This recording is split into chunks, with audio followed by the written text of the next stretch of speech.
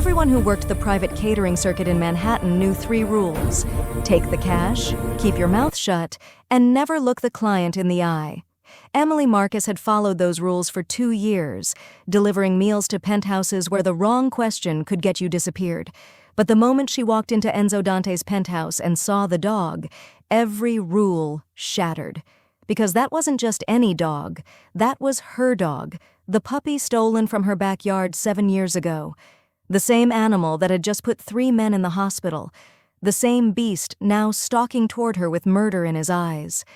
Enzo Dante watched from the shadows, his hand moving toward his gun.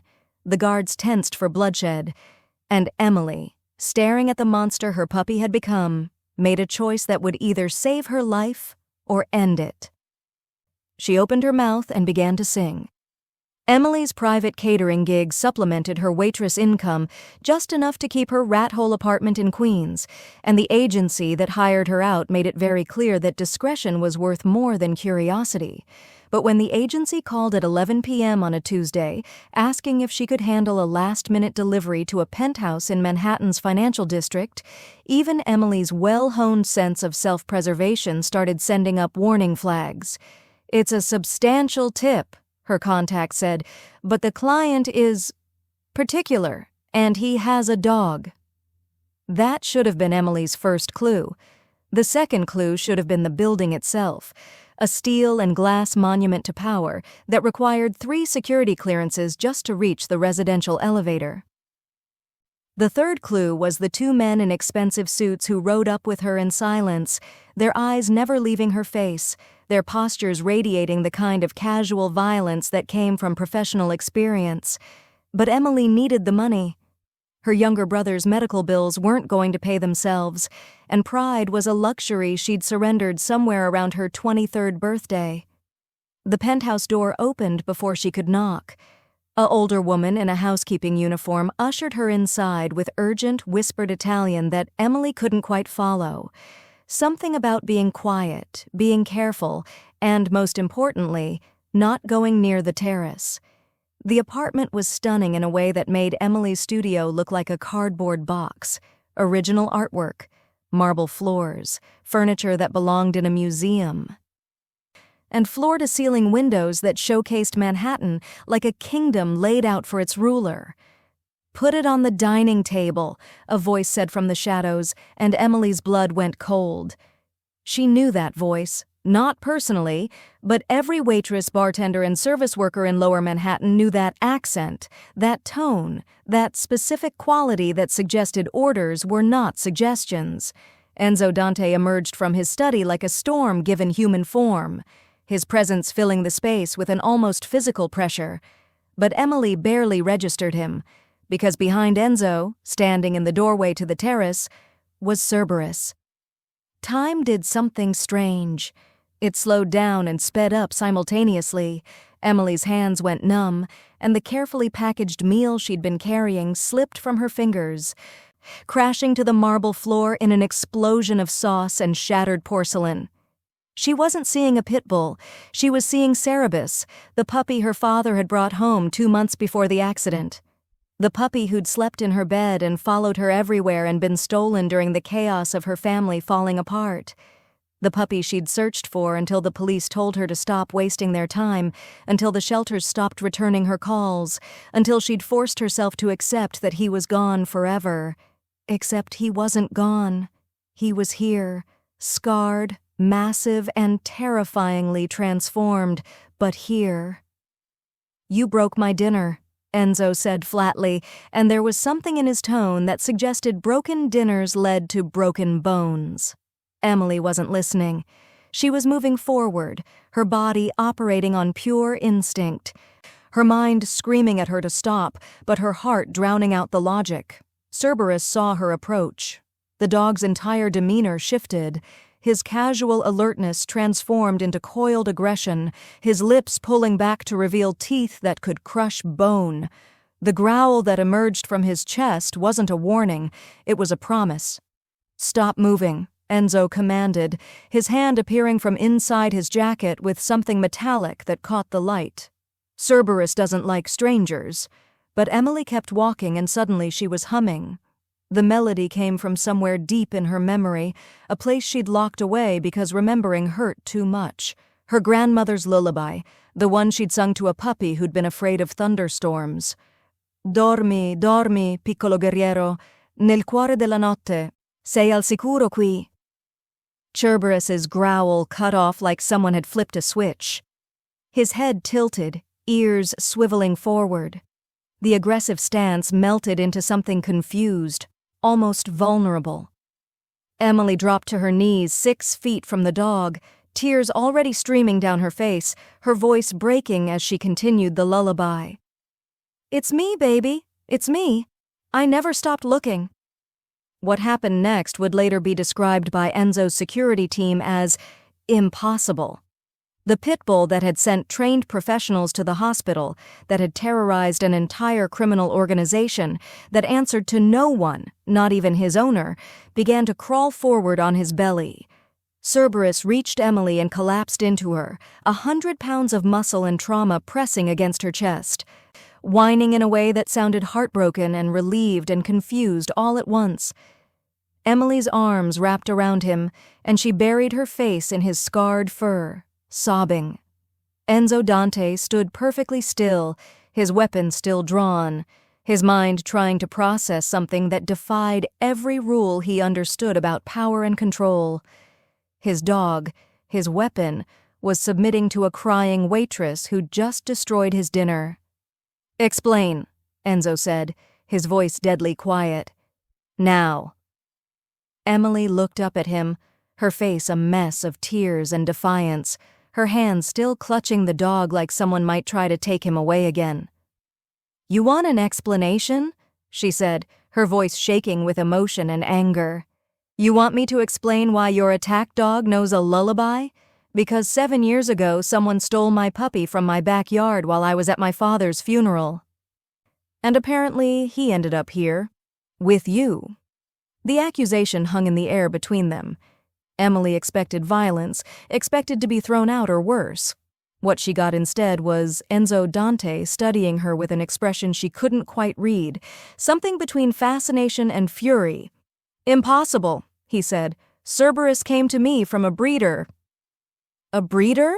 Emily repeated, her voice dripping with bitter sarcasm. "Or someone who sells stolen dogs to people who don't ask questions?" The words were reckless, suicidal even.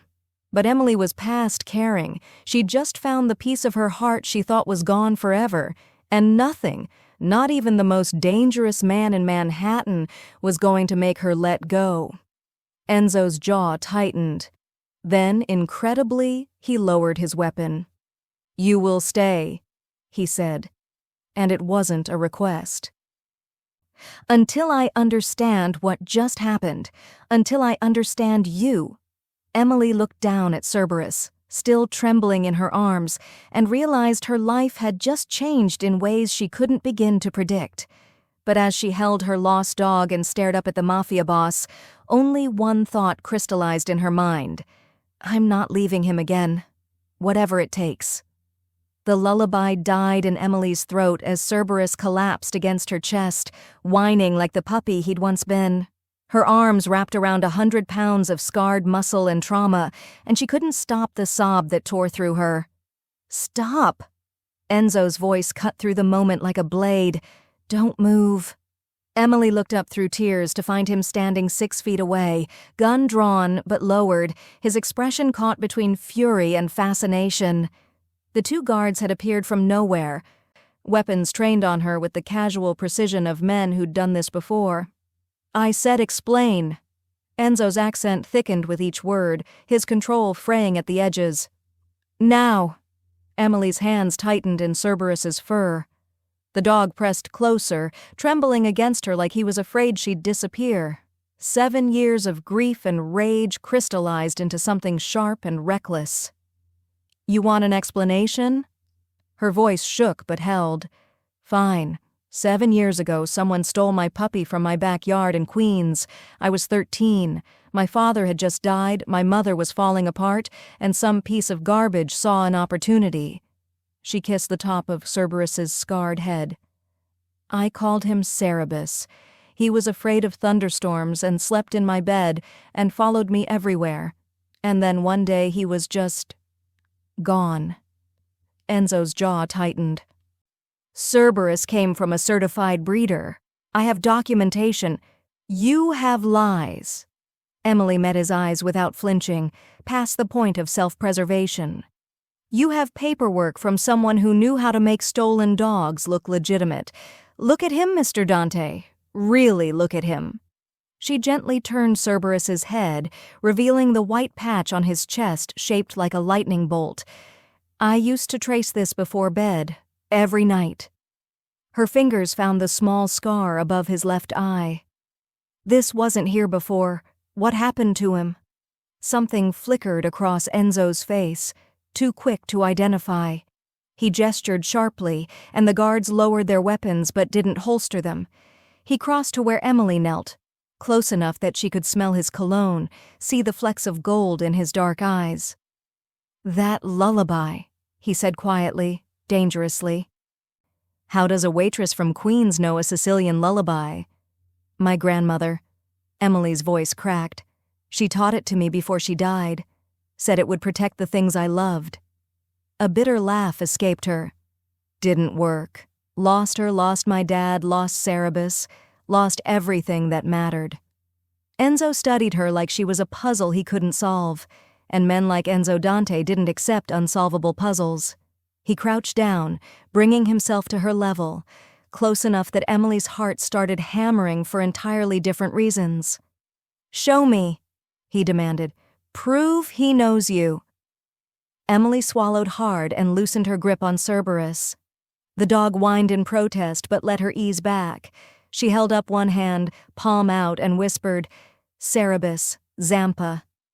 Cerberus, this scarred, vicious weapon who'd terrorized an empire, immediately lifted his right paw and placed it gently in her palm.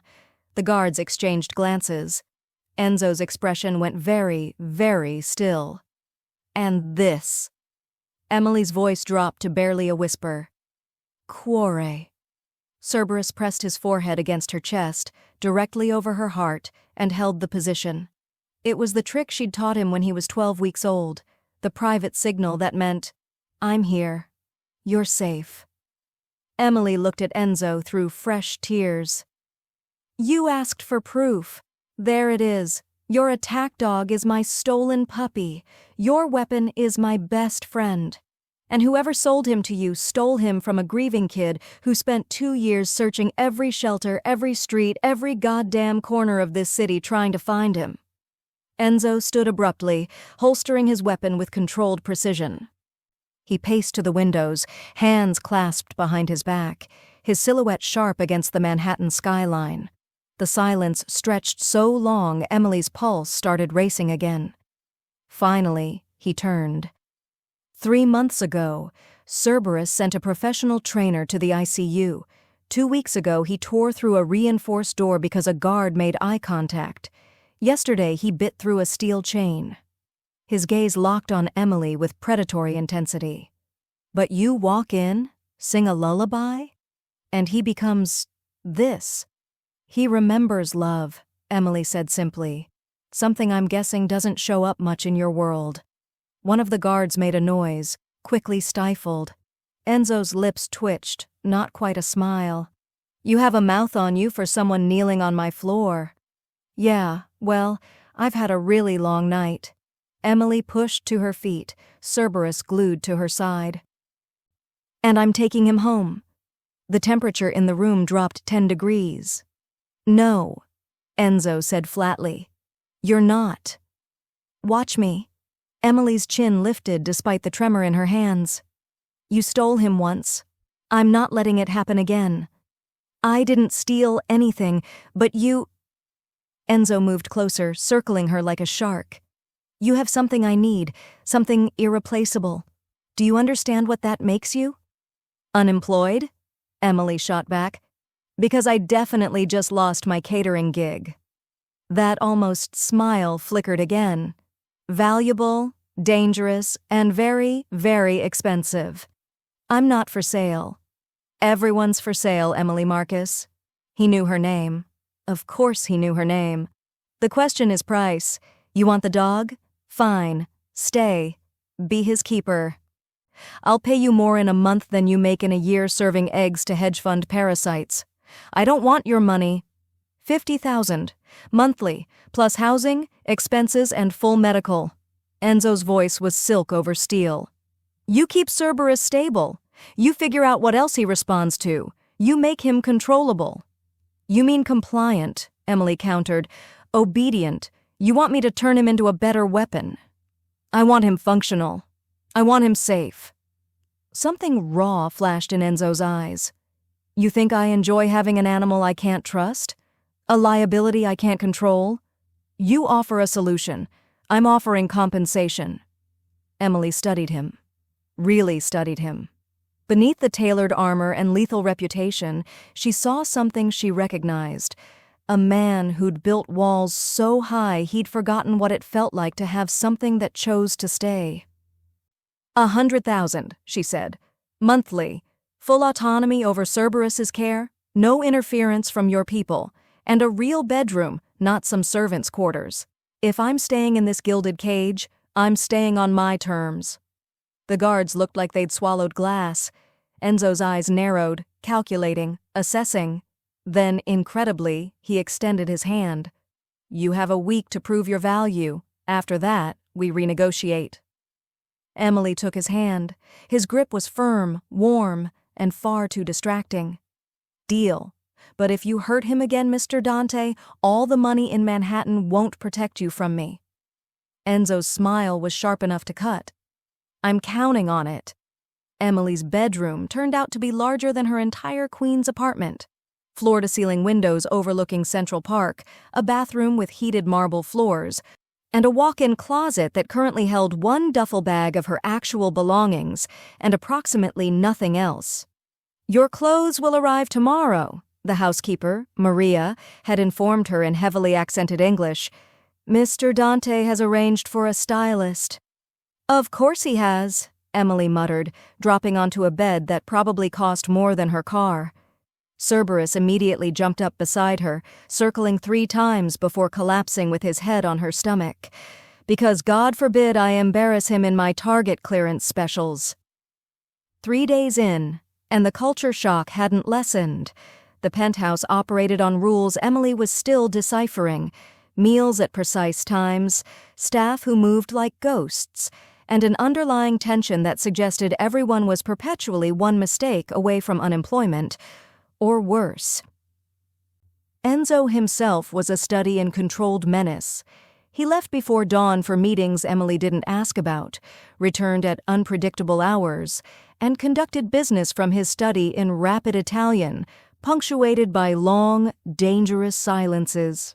The few times their paths crossed, he'd nod curtly and continue past like she was expensive furniture he'd forgotten he'd purchased. Until the incident with the chicken. Emily had been in the kitchen attempting to make Cerberus's dinner, raw chicken, sweet potato, and supplements Maria had left with instructions that read like a chemistry experiment when Enzo appeared in the doorway. You're doing it wrong, he said. Emily didn't look up from chopping. Good evening to you too, sunshine. The portions are incorrect. Cerberus needs exact measurements or he becomes... Becomes what? A 100-pound baby who knows how to ask nicely? Emily held up a piece of chicken. Cerberus, sitting at attention, waited patiently until she gave the signal. Gentle. The dog took the chicken with such delicate precision that Enzo actually stopped mid-sentence. He doesn't do that, Enzo said flatly. He does now. Emily wiped her hands on a towel. Turns out positive reinforcement works better than fear. Wild concept, I know.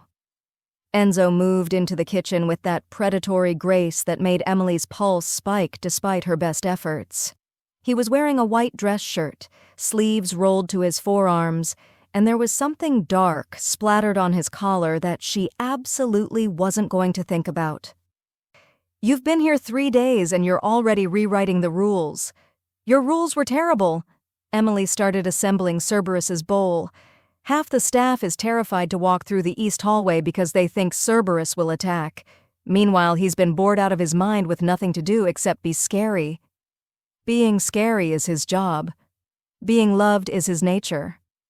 Emily set the bowl down, releasing Cerberus with a quiet command. You can't train that out of a dog any more than you can train it into one. He was aggressive because he was traumatized, isolated, and surrounded by people who treated him like a weapon instead of a living thing. Enzo's jaw tightened. Careful, Emily. That almost sounded like commentary. If the overpriced Italian shoe fits. She met his gaze evenly. I'm just saying, maybe the problem wasn't the dog. The silence that followed was the kind that preceded violence. Emily braced for the explosion, the reminder of who held power here, who signed the checks, who could make her disappear. Instead, Enzo laughed, short, sharp, and genuinely surprised. You really don't know when to stop, do you?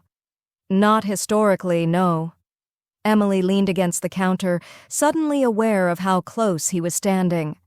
Gets me in trouble regularly. Ask any manager I've ever had. I'm not interested in your former managers.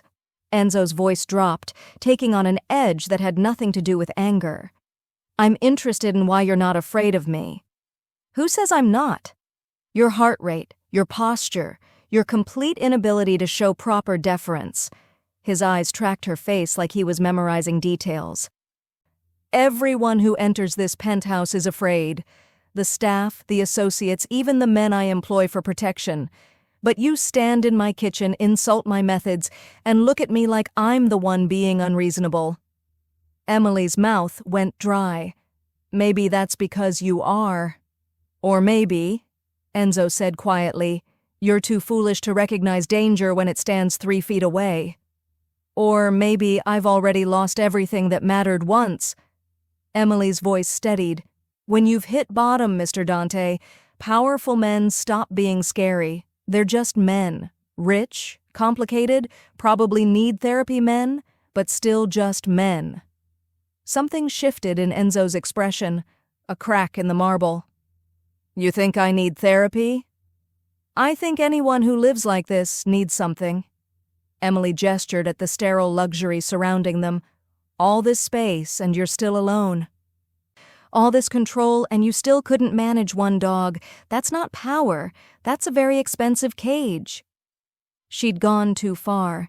She could see it in the way his shoulders tensed, the way his hands flexed at his sides. But instead of rage, what surfaced looked uncomfortably like recognition. The dog was supposed to be protection, Enzo said after a long moment. A deterrent, something predictable. Nothing worth having is predictable. He bit 3 handlers, destroyed thousands in property, became more liability than asset. Enzo moved to the window, his reflection ghost-like against the night. I should have gotten rid of him. Every advisor said so, but I couldn't. Emily joined him at the window, maintaining careful distance. Why not? Because he was the only honest thing in my world. Enzo's voice was barely audible. Everyone else bows, scrapes, tells me what I want to hear. Cerberus showed me exactly what he was. No pretense, no manipulation, just raw, unfiltered defiance. I respected that even as it frustrated me. You saw yourself in him, Emily said softly. Enzo's reflection met hers in the glass. I saw what I'd become. Untamable, isolated, dangerous to anyone who got close. He turned to face her fully. And then you walked in and rendered all of that irrelevant in 60 seconds.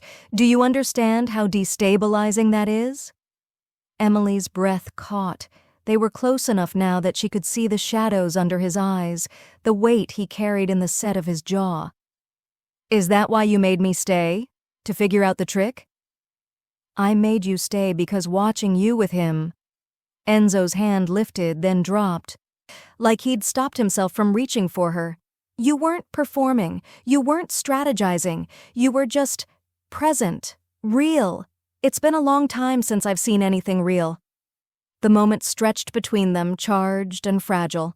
Cerberus, finished with his dinner, padded over and sat directly between them, looking from Emily to Enzo like he was judging the tension. Emily laughed, breaking the spell. Subtle, buddy. Real subtle. He's protective of you, Enzo observed, his professional mask sliding back into place. He positions himself as a barrier when he perceives threat. Are you a threat, Mr. Dante? Enzo's smile was sharp and sad. I'm the biggest threat in this city, Emily Marcus. The question is whether you're brave enough, or foolish enough, to stay anyway. Emily reached down, her fingers finding the familiar spot behind Cerberus's ears. I stayed for him, but I'm starting to think there might be two beings in this penthouse who forgot what it feels like to be chosen instead of feared. She walked away before Enzo could respond, Cerberus trailing at her heels, leaving the most dangerous man in Manhattan alone with a truth he wasn't ready to acknowledge. For the first time in 10 years, he wanted someone to stay who had the power to leave. The weekly meeting happened in Enzo's dining room every Thursday at 8 p.m. sharp. Emily had been warned to stay in her room, but Cerberus had other ideas, whining at her door until she'd emerged to find the penthouse transformed into something from a crime thriller. 8 men in expensive suits occupied the long table. Enzo sat at the head, his presence commanding even in silence. The air was thick with cigar smoke and the kind of tension that suggested everyone was armed.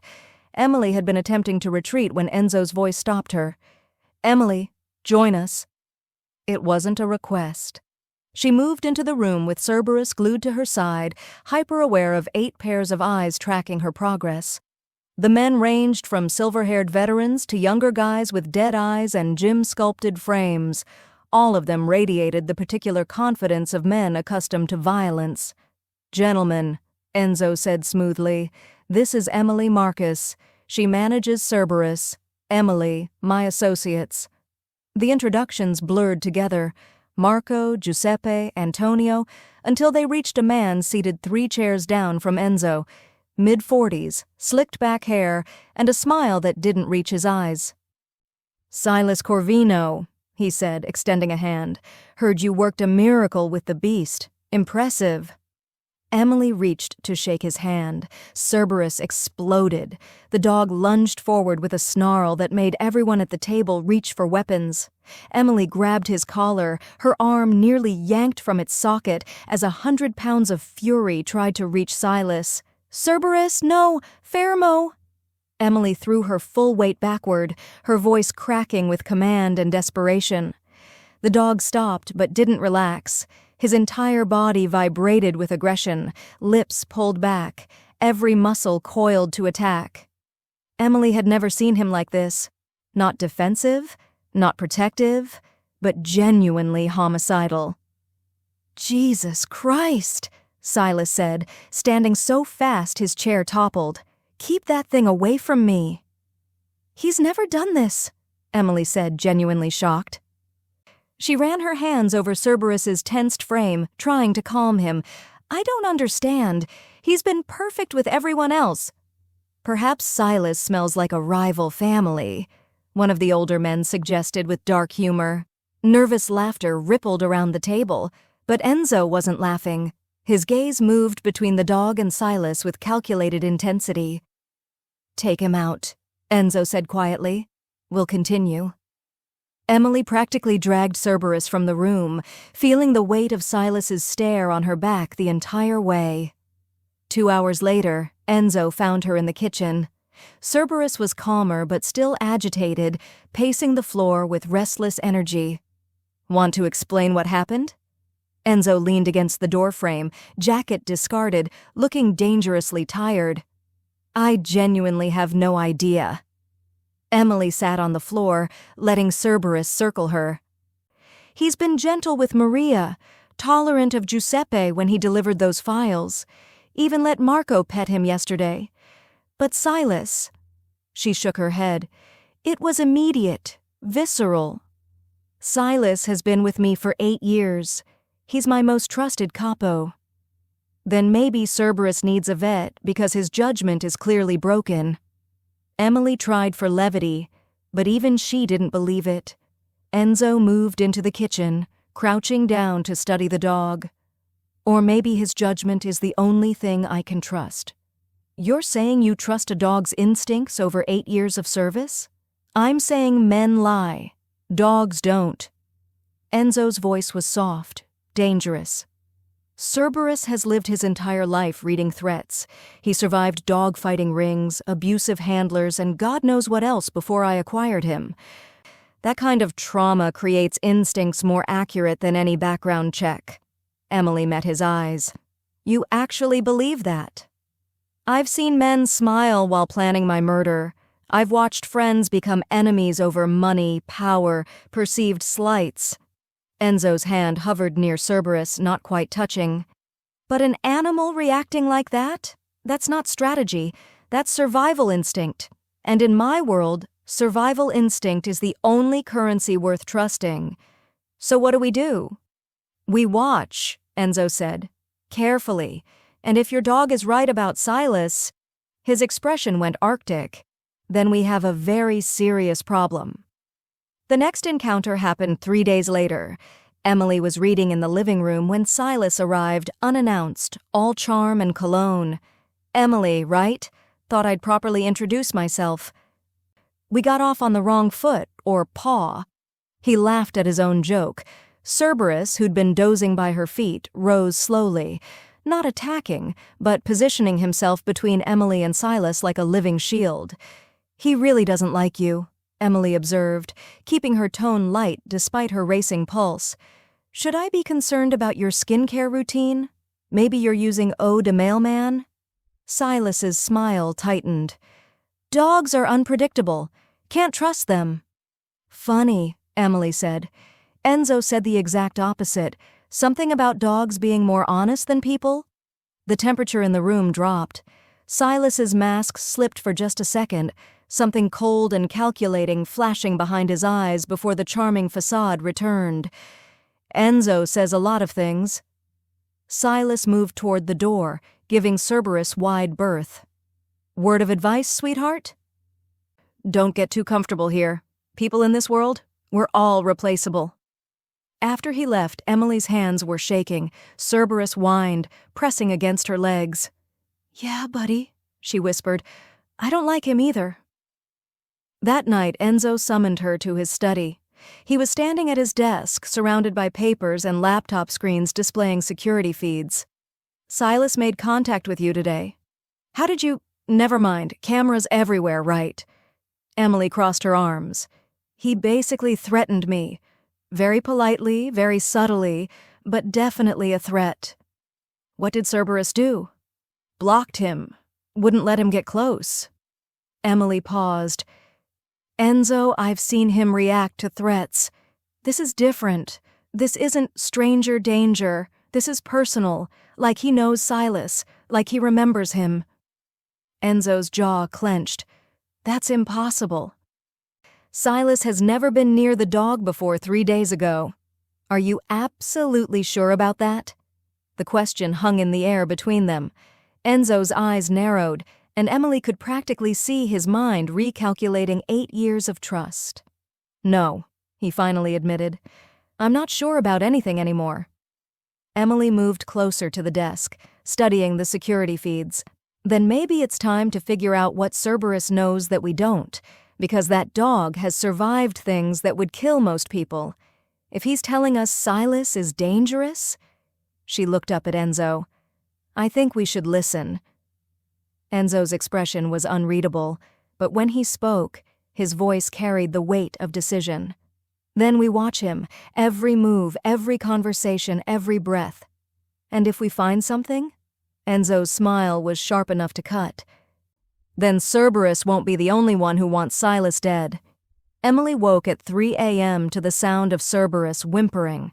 Not the playful sounds he made during dreams, but something broken and terrified, a sound that clawed at her chest. She found him pressed into the corner of her room, shaking violently. His eyes were wild, unfocused, and when she approached, he didn't seem to recognize her. Hey, it's okay. Emily dropped to the floor slowly, making herself small. It's me, baby. You're safe. She started humming the lullaby, watching him struggle between panic and recognition. Gradually, painfully, Cerberus crawled toward her. When he finally reached her lap, Emily felt wetness on her hands. Blood. His paws were bleeding where he'd been scratching at the floor. "What happened to you?" Emily whispered, examining the self-inflicted wounds. "What are you so afraid of?" As she cleaned and bandaged his paws, memory surfaced, sharp and unwanted. The night Cerberus was stolen, she'd heard sounds from the backyard.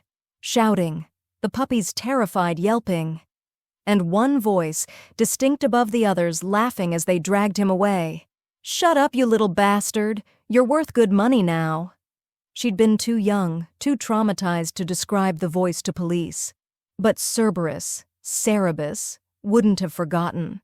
Dogs remembered scents, voices, the specific cadence of cruelty. Emily's blood ran cold. She'd heard that laugh 3 days ago when Silas made his joke about dogs being unpredictable. The same pitch, the same casual malice disguised as humor. "Oh my God," Emily breathed. "It's him! It was always him!" Cerberus pressed harder against her, confirming what she couldn't yet prove but knew in her bones. Silas Corvino hadn't just met this dog 3 days ago. He'd stolen him 7 years ago, which meant everything about Silas's position in Enzo's organization was built on lies. Emily grabbed her phone with shaking hands. It was 3:47 a.m. She texted Enzo, "Need to talk, now. It's about Silas." The response came in seconds. "My study, 5 minutes." Enzo was already there when she arrived, looking like he hadn't slept. Cerberus entered cautiously, still agitated, staying close to Emily. "This better be important," Enzo said, but there was no real anger in his voice, only exhaustion and something that looked like dread. "Silas stole Cerberus." Emily said it fast, before courage failed. 7 years ago, from my backyard. He's the one who took him." The silence was deafening. "Explain," Enzo said, his voice dropping to that deadly quiet that meant someone was about to die. Emily told him everything, the specific fear response, the cowering rather than attacking, the way Cerberus had reacted to Silas's laugh. Dogs don't forget trauma. They especially don't forget the people who caused it. Cerberus isn't aggressive toward Silas because he's protecting me. He's terrified because Silas is the person who ripped him from everything safe and sold him into hell. Enzo was very, very still. "You're accusing my most trusted lieutenant of dog theft, based on animal behavior and a 7-year-old memory." "I'm accusing him of being a liar," Emily countered. "If he stole Cerberus, if he was involved in trafficking stolen dogs, then what else is he lying about? His loyalty, his position, his intentions? This is speculation." "Then let me test it." Emily's voice was steady now, fueled by righteous anger. "Let me bring Cerberus to Silas when he's not expecting it. No warning, no performance. If I'm wrong, Cerberus will calm down. But if I'm right?" She met Enzo's gaze. "You'll see the truth in under 30 seconds. Enzo moved to his desk, pulling up files with swift, precise clicks. Security footage, financial records, background checks. His jaw tightened with each screen. "Silas joined my organization 8 years ago. Came recommended by the Castellano family. Rose quickly through ranks." Enzo's voice was clinical, detached, the tone of a man building a case. "But his initial background check was conducted by a firm that's since been investigated for falsifying documents." "Meaning?" "Meaning, if someone wanted to plant a man in my organization, Silas's entry point was exactly where they'd exploit." Enzo looked up, his eyes blazing with cold fury. "If you're right, if he's been lying for 8 years, then this isn't about a stolen dog. This is about infiltration, long-term positioning, a slow-motion coup." Emily's stomach dropped. "What are you saying?" "I'm saying Silas knowing your dog isn't coincidence. Nothing is coincidence in my world." Enzo stood, buttoning his jacket with sharp, angry movements. "If he took Cerberus 7 years ago, he was already working for someone, building connections in the underground animal trade, establishing criminal credentials. And then he used those credentials to get close to me. But why? Why go through all that trouble? Enzo's smile was terrifying, because I'm worth the investment, and if someone's been patient enough to wait 8 years, they're planning something catastrophic. He pulled out his phone, typing rapidly. I'm calling in Marco and Giuseppe. We move carefully, quietly. If Silas suspects we know, he'll accelerate whatever timeline he's working toward. What do you need me to do? Enzo looked at her, really looked at her, and something shifted in his expression. I need you to stay alive, because if I'm right about this, you're the only person who can prove it, which makes you the most dangerous person in Manhattan. Emily's hand found Cerberus's head. The dog had calmed slightly, responding to her presence, but his eyes never left Enzo. Then I guess we'd better move fast, Emily said, before Silas figures out his cover is blown. Enzo crossed to her, close enough that she could feel the rage radiating off him like heat. If he's betrayed me, if everything I've built has a traitor at its core. His voice cracked just slightly. I will burn his entire world down. Good, Emily said fiercely, because he stole my dog, sold him into violence, and apparently used that crime to position himself to destroy you. So get in line. For the first time since she'd met him, Enzo Dante laughed, genuine, surprised, and just a little bit unhinged. You know what's terrifying, Emily Marcus? I'm starting to think you're more dangerous than I am. Only one way to find out, Emily replied. Let's catch a traitor. The war room, because that's what Enzo called his secure conference room, was soundproofed, bug-swept, and currently occupied by 4 people and 1 very tense Pitbull. Marco and Giuseppe had arrived within 20 minutes, both armed, both wearing expressions that suggested they'd been expecting this call. Enzo stood at the head of the table, security feeds and financial records projected on 3 screens behind him.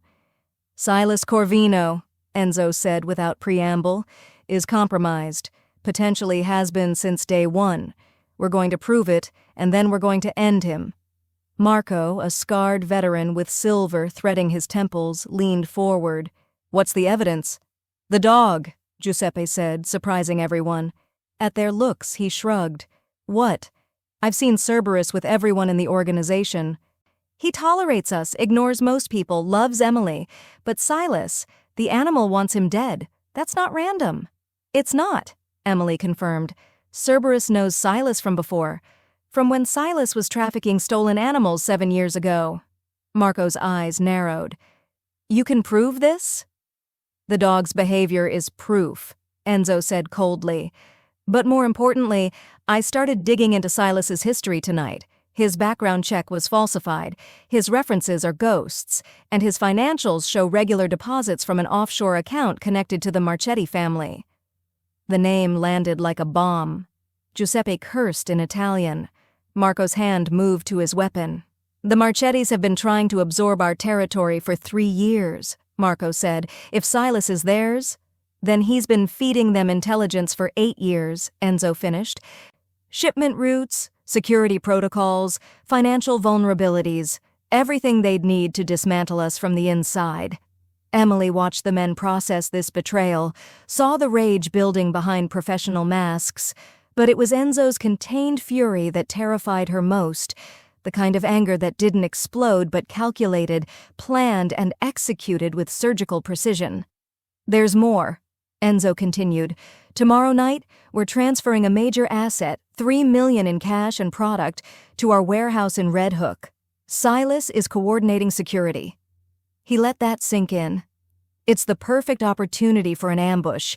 The Marchettis hit us during transfer, take the assets, eliminate key personnel. Silas walks away clean, positioned to take over what's left. So we cancel the transfer, Giuseppe said immediately. No, Emily surprised herself by speaking. If you cancel, Silas knows you're suspicious. He'll go to ground and you'll never prove his betrayal. The Marchettis will just try again when you're less prepared. All 3 men stared at her. Enzo's lips twitched. She's right, he said. "We don't cancel. We let Silas think everything's proceeding as planned, and we turn his ambush into ours." Marco nodded slowly. A trap within a trap. Use his own strategy against him. Exactly, but we need leverage he won't anticipate. Enzo's gaze locked on Emily. "Which is where you come in." Emily's stomach flipped. "Me?" "You and Cerberus," Enzo clarified. "Silas doesn't know we've identified him. He certainly doesn't know the dog is our evidence. If you're present during the transfer—" "Absolutely not," Marco interrupted. "Too dangerous."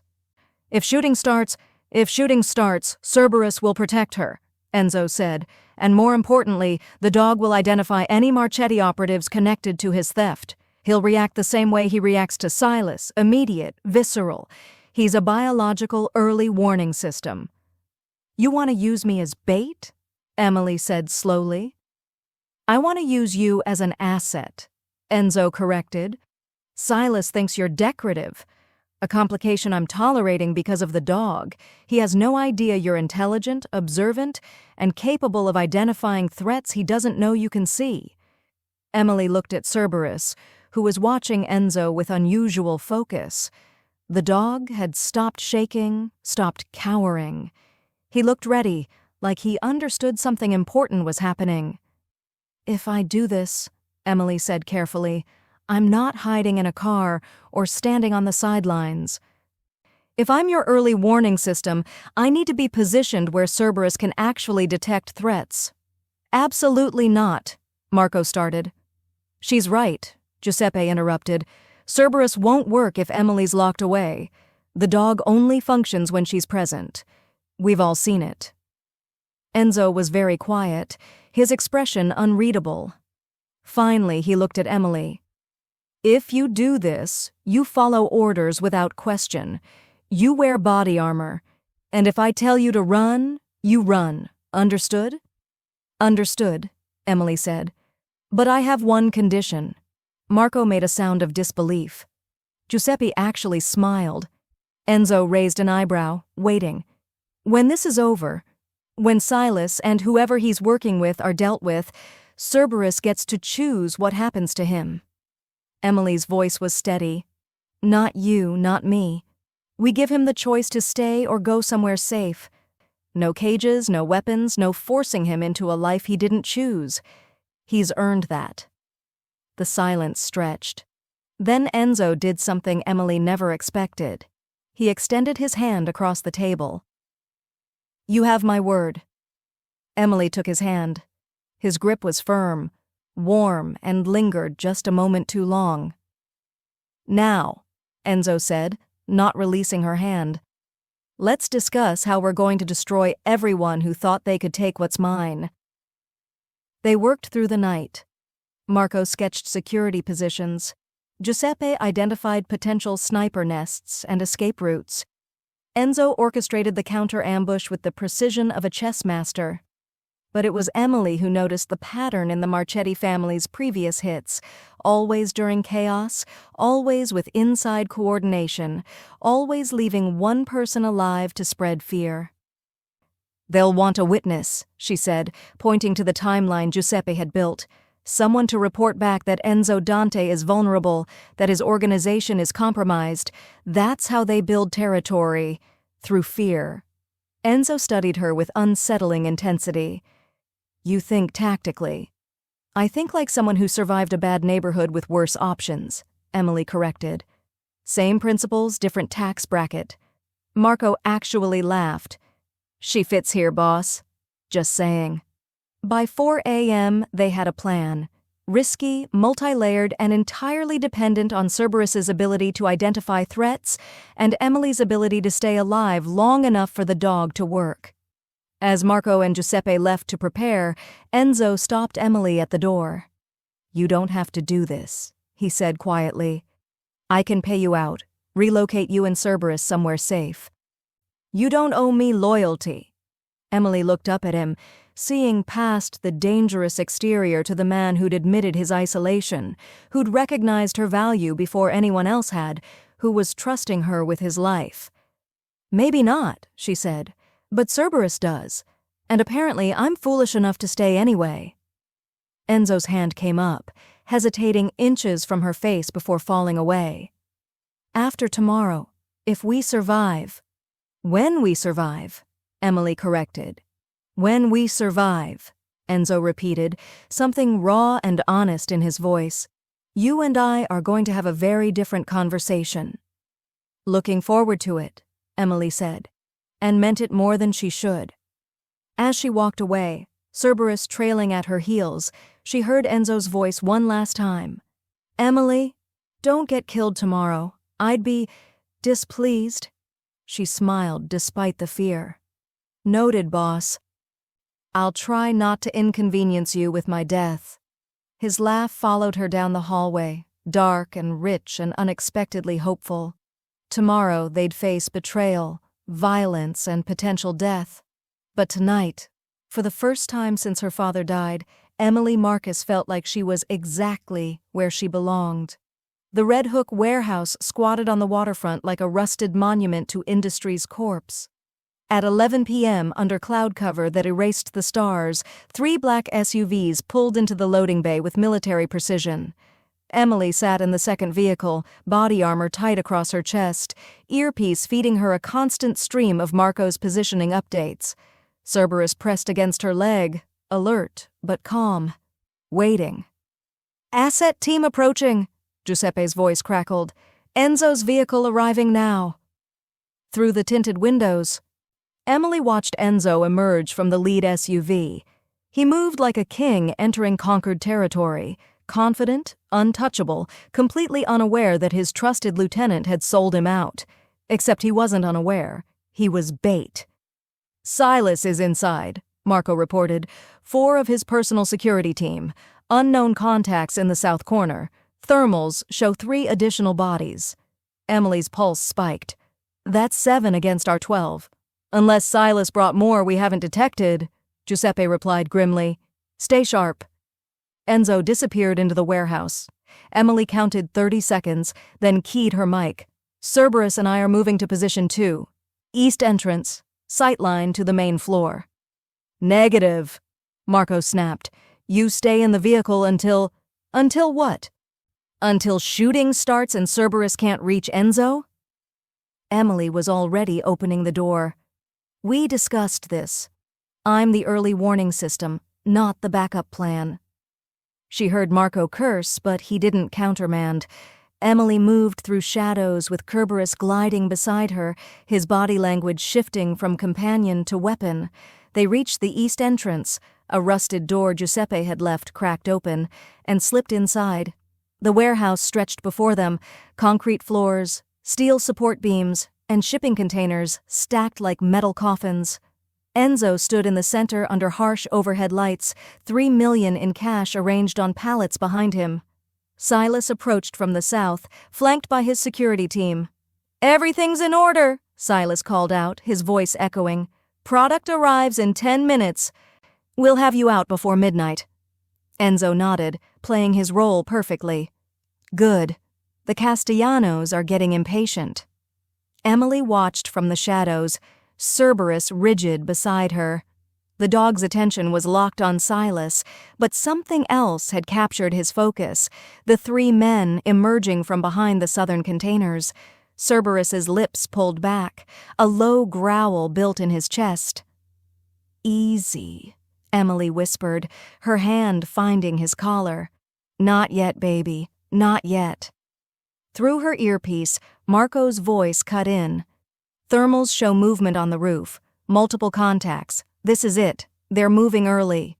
On the warehouse floor, Silas checked his watch. Then he smiled. Actually, Enzo, there's been a change of plans.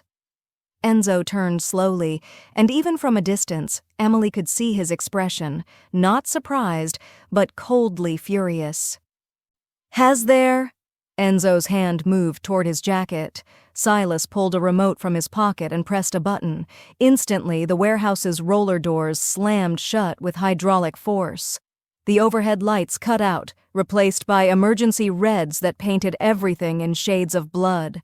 And from the containers, at least 15 armed men emerged. You should have killed the dog when you had the chance, Silas said, pulling his weapon. Sentimental weakness, Enzo. Fatal flaw. The dog, Enzo replied quietly, was never the weakness. You were. Silas's smile faltered. You knew. I've known since the moment you laughed at Emily's joke about dog trainers. The same laugh, Silas.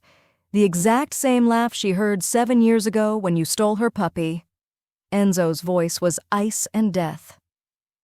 Did you really think you could infiltrate my organization using falsified credentials, work for the Marchettis for 8 years, and I wouldn't eventually figure it out? The warehouse erupted. Silas's men opened fire. Enzo dove behind a container as Marco and Giuseppe's teams returned fire from concealed positions. The carefully orchestrated ambush became chaos, muzzle flashes lighting the darkness, bullets sparking off metal, shouts in Italian and English blending into white noise. Emily pressed against the wall, her heart hammering. This was worse than planned. Too many shooters, too much crossfire. Even with body armor, one lucky shot, Cerberus lunged forward, barking. No! Emily grabbed for him, but the dog was already moving, drawn by something she couldn't see. She followed on instinct, staying low, using containers for cover. Then she saw it. Silas, circling around behind Enzo's position. He had a clear shot. Enzo, pinned down by suppressing fire, didn't see the threat. Emily's training, all those late-night strategy sessions, the contingency plans they'd built, crystallized into action. She pulled out the phone Giuseppe had given her, keyed in the code, and sent a single text to Enzo's secure line. Dormi, dormi, piccolo guerriero. 3 seconds.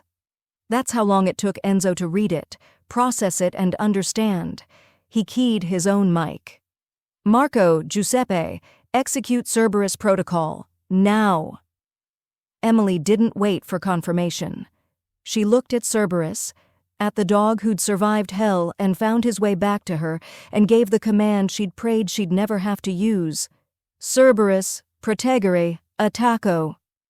The Pitbull exploded forward like a missile. 100 pounds of loyal fury and trauma-fueled justice, moving faster than Emily thought possible. Silas raised his weapon toward Enzo's exposed position. Cerberus hit him like a freight train. The gun flew from Silas's hand as the dog drove him to the ground. Silas screamed, trying to protect his throat, but Cerberus wasn't going for the kill. He was holding, teeth locked on Silas's gun arm, preventing him from reaching a backup weapon, pinning him down with savage precision. "Call him off!" Silas shrieked. "Call him off!" Enzo emerged from cover, weapon trained on Silas. Behind him, Marco and Giuseppe's teams were systematically neutralizing the Marchetti operatives. The ambush had become a slaughter, but not the one Silas had planned. "Emily," Enzo said, his voice carrying across the warehouse, "your dog." "Your call." Emily stepped into the light, and the look on Silas's face when he saw her, genuine terror mixed with disbelief, was almost worth the fear. "You remember me now?" Emily crouched just out of reach. "The crying kid in Queens whose puppy you stole? You sold him to a dogfighting ring. They tortured him, turned him into this, and you used that crime to get close to Enzo, to position yourself to destroy everything he built." "It was business," Silas gasped around Cerberus's grip. "Nothing personal." "Everything is personal," Emily said coldly. "Cerberus, rilasciare." The dog released Silas's arm but didn't move away. He stood over the traitor like a judge awaiting sentencing. Enzo moved beside Emily, close enough that their shoulders touched. "Marco, secure the Marchetti operatives. Call our contacts in the NYPD.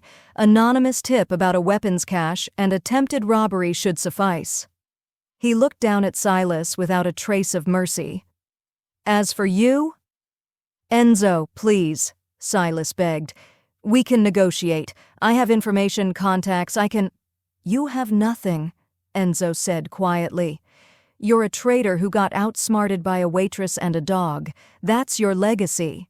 He nodded to Giuseppe, who moved forward with zip ties. As they dragged Silas away, still begging, still bargaining, Enzo holstered his weapon and turned to Emily. "You saved my life," he said simply. "You trusted me enough to let me try," Emily replied. Her hands were shaking now, adrenaline crash hitting hard. "Is it over? Are we—" Enzo pulled her against him, one hand cupping the back of her head, the other wrapped around her waist. The kiss was fierce, desperate, and tasted like gunpowder and relief. Emily melted into it, her fear transmuting into something incandescent and overwhelming. When they finally broke apart, both breathing hard, Enzo rested his forehead against hers. "It's over," he whispered. "You're safe. Cerberus is safe, and I am completely, irrevocably yours." Emily laughed, giddy and terrified and more alive than she'd ever felt. "That's the adrenaline talking." "No," Enzo said, his dark eyes burning. "That's 8 days of watching you be brave, brilliant, and entirely too dangerous for my peace of mind. That's me realizing I don't want a weapon or an asset. I want you. Completely. Always." Cerberus pushed between them, whining for attention. They both laughed, the tension breaking as Emily dropped to her knees and wrapped her arms around the dog who'd saved them all. "Good boy," she whispered. "The best boy. You're finally free."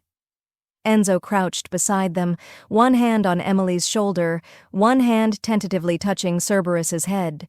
The dog allowed it, accepted it, and for the first time since Emily had met him, Enzo Dante smiled without shadows. "Let's go home," he said. "All of us, together."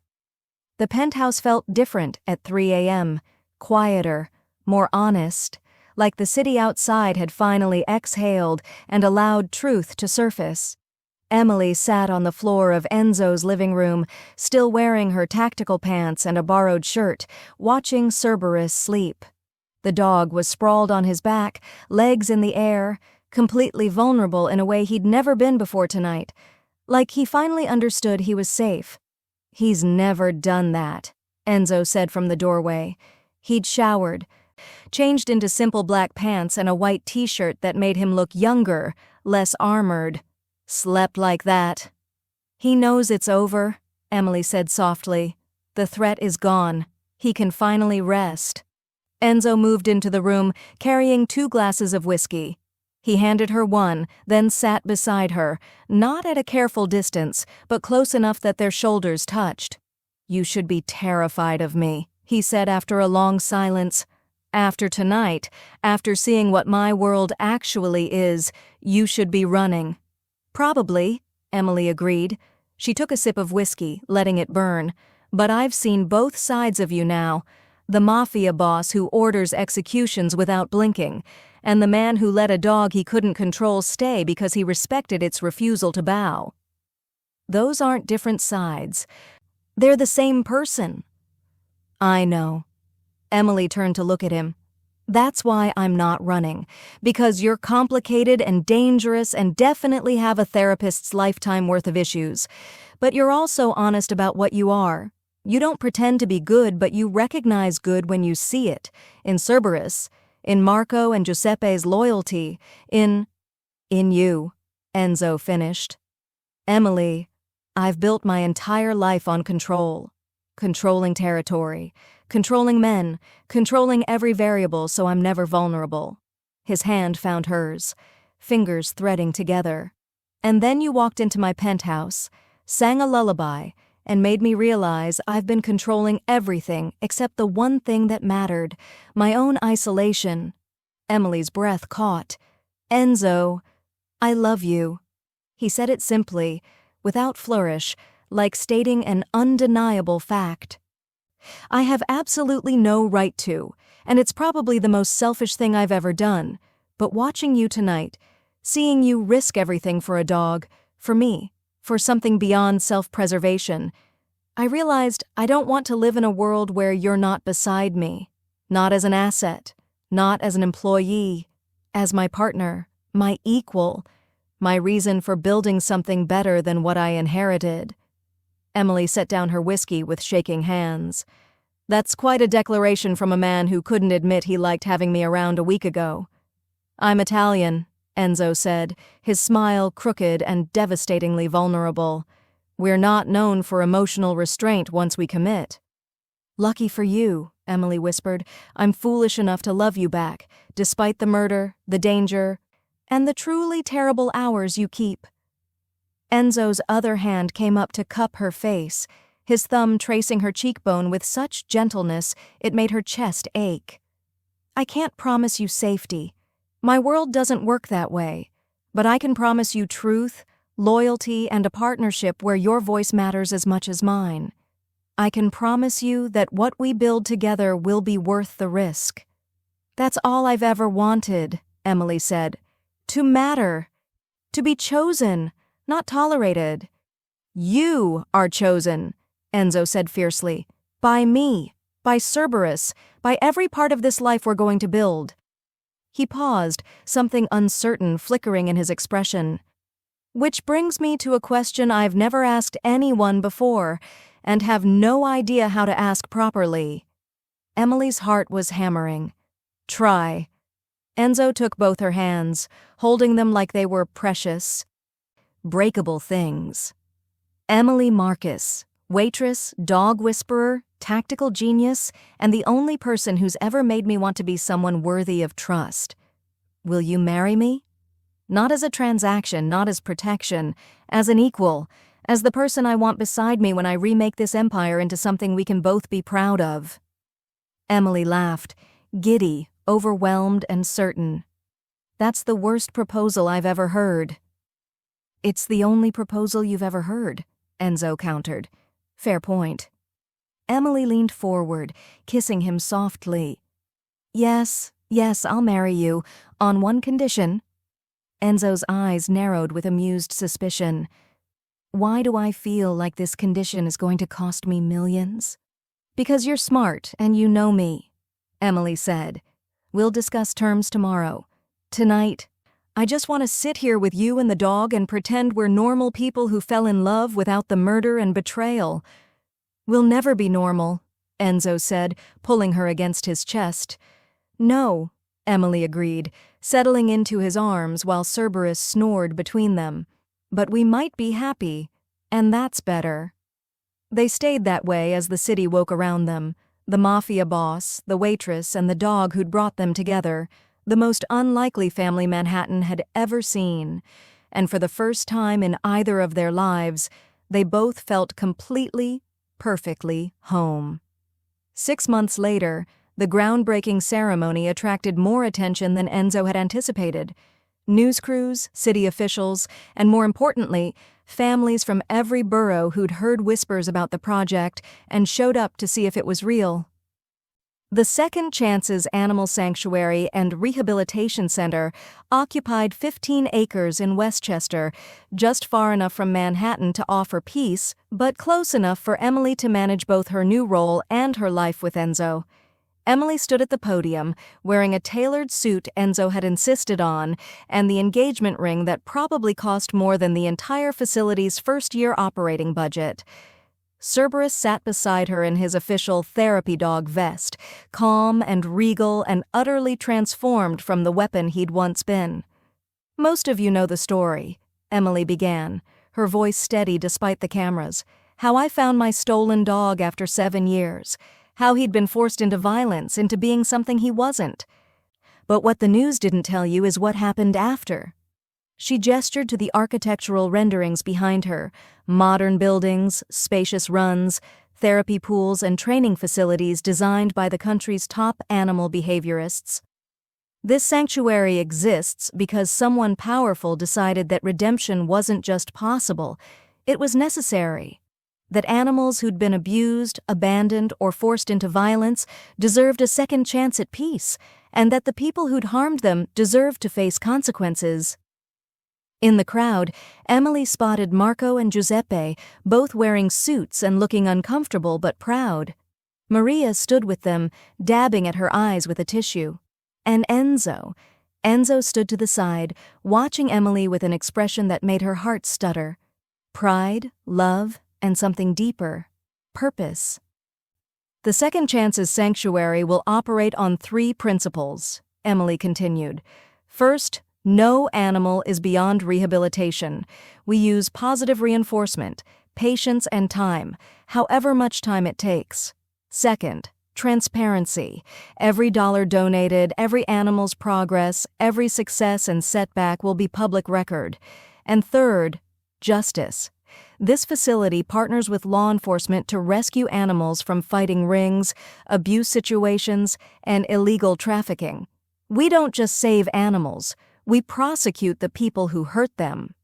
The crowd applauded. Camera flashes popped. But Emily was watching one man in the back, mid-50s, worn jacket, holding a young girl's hand. He looked familiar in a way that made her chest tight. After the ceremony, as donors mingled and politicians made promises, the man approached. Up close.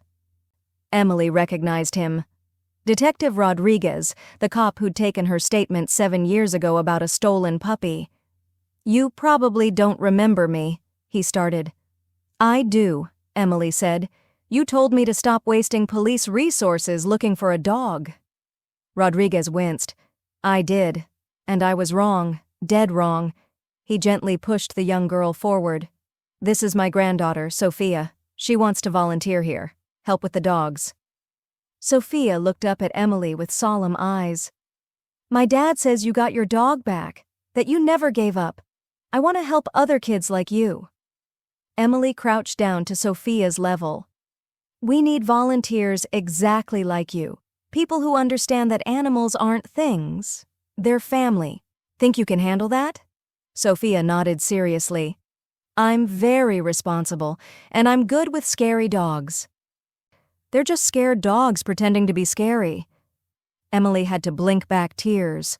"You're hired. Starting next month, okay?" After they left, Enzo appeared at her elbow.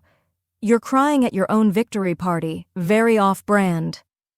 "Shut up," Emily said, laughing through tears. "I'm having a moment."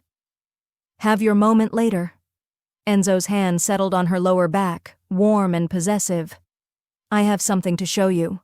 He led her away from the crowd, toward the sanctuary's main building. Inside, the walls were still bare, the floors fresh, everything smelling of new construction and possibility.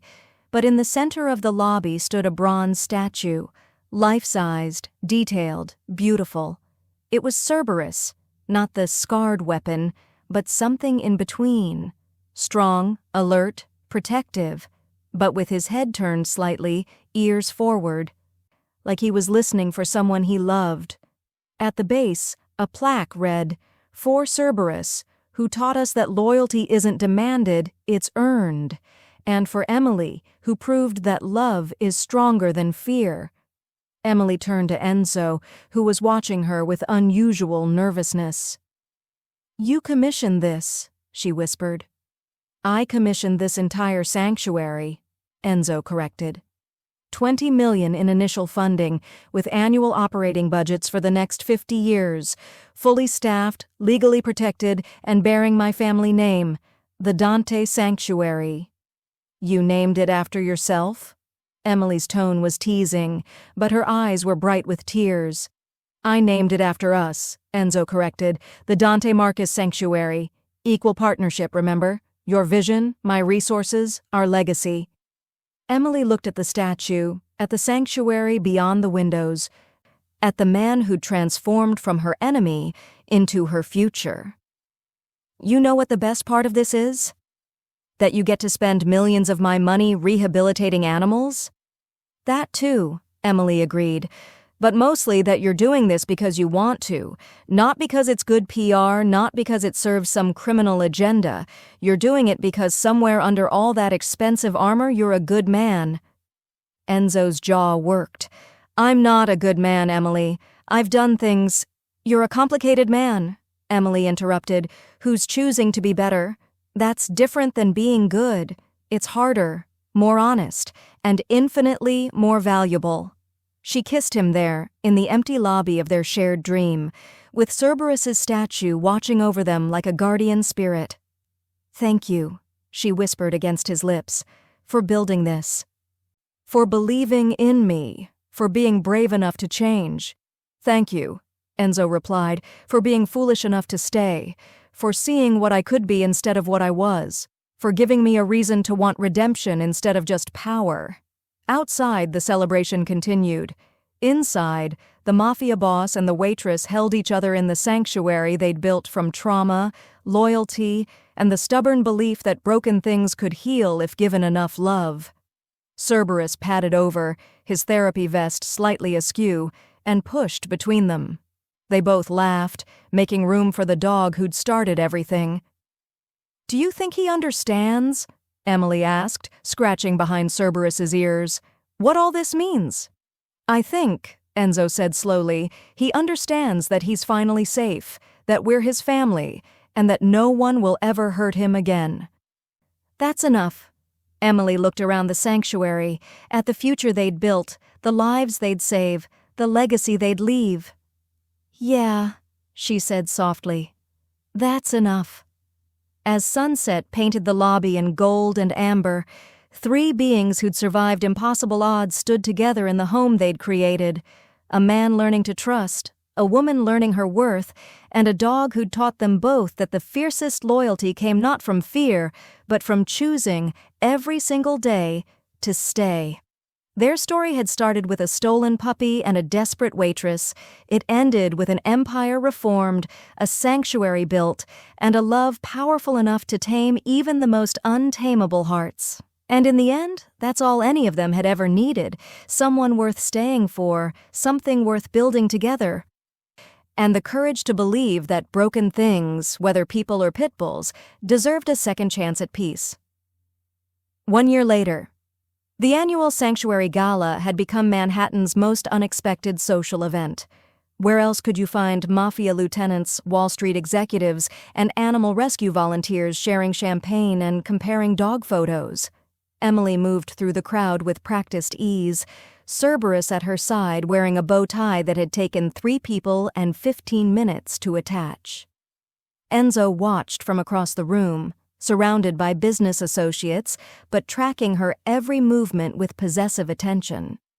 "Your wife," Marco observed, "just convinced a federal prosecutor to adopt a 3-legged pit bull." "That's my wife," Enzo agreed, failing to hide his smile.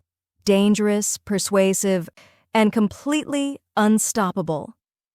"The sanctuary's expanding to 3 new locations," Giuseppe added.